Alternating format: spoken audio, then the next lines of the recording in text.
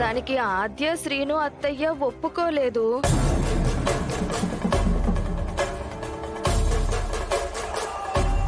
బావగారి అనుమతి లేకుండా ఇంట్లో ఏ వస్తువు ఉండడానికి వీల్లేదని ఆ ఫ్రిడ్జిని తీసుకెళ్లి బయట పడేశాడు శ్రీను.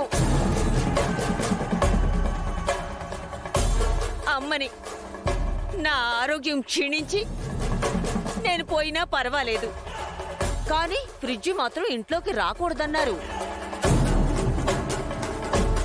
కట్టుబాట్ల కంటే నా ప్రాణం ఎక్కువేం కాదని నేనేం మాట్లాడలేదు అల్లుడు గారు. ఇంతసేపు రేడియోలో వార్తలు చదివినట్టు చదివి ఏం మాట్లాడలేదంటారేంటండి మీరు?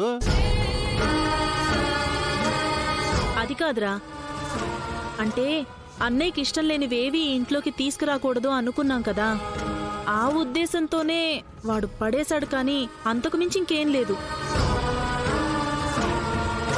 కానీ అత్తయ్య గారి ఆరోగ్యం గురించి కూడా కాస్త ఆలోచించుంటే వాడు బాగుండేది. అమ్మా, నువ్వు నన్ను సమర్థిస్తున్నావా లేదా ఆ ఫ్రిడ్జ్ ఇంట్లో ఉండాలని ఇండైరెక్ట్ గా చెప్తున్నావా? ఏమే పద్మం, 2 పడవల మీద ప్రయాణం ప్రమాదమే, కొంచెం ఆలోచించి మాట్లాడు.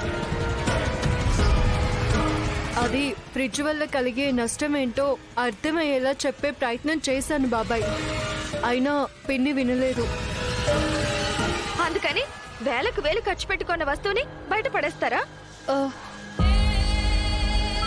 సగం ఆస్తి రాయించుకుందన్నావు కదే, డబ్బంటే లెక్కే ఉంటుందిలే, ఏదో మాట వరుసగా అన్నానులే.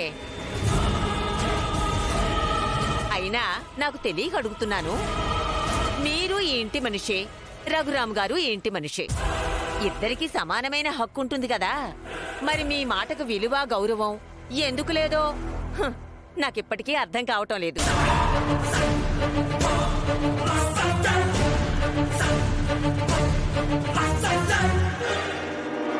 అమ్మా, మేము బాగానే ఉన్నాం, మాకు లేని ఆలోచనలు కొత్తగా మీరు పుట్టించకండి.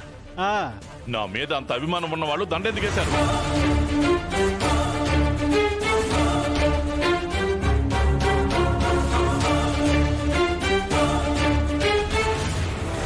అది మామయ్య, ఎవరు వేశారో తెలియదు కదా. మేమంటే పడని వాళ్లే వేసుంటారు. పిన్ని, మనమంతా ఒకటే కదా పిన్ని. పరిస్థితులు చూస్తుంటే మమ్మల్ని వేరు చేసినట్టే అనిపిస్తుంది.